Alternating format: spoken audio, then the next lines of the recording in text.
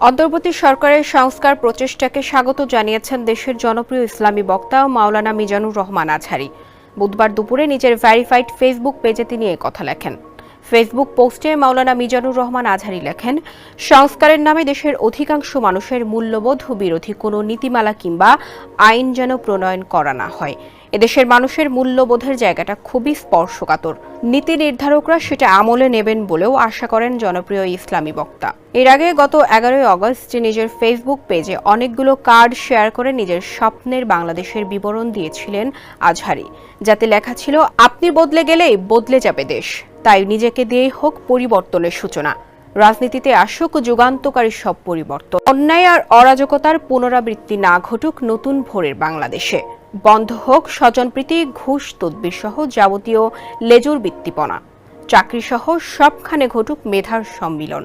মেধাই হোক নিয়োগের মাপকাঠি। ছাত্র রাজনীতির ব্যানারে শিক্ষাঙ্গন থেকে বিলোপ সাধন হোক সব অনিয়ম ও র্যাগিং কালচারের। যে হাত কলম ধরে সে হাতে স্পর্শ না লাগুক অস্ত্রের। আর পোস্টের প্রথম কমেন্টসে আজহারী লেখেন, রাষ্ট্রের পরিবর্তন শুধু সরকারের উপর নির্ভর করে না, বরং ব্যক্তিগত উদ্যোগের উপরেও অনেকাংশে নির্ভর করে।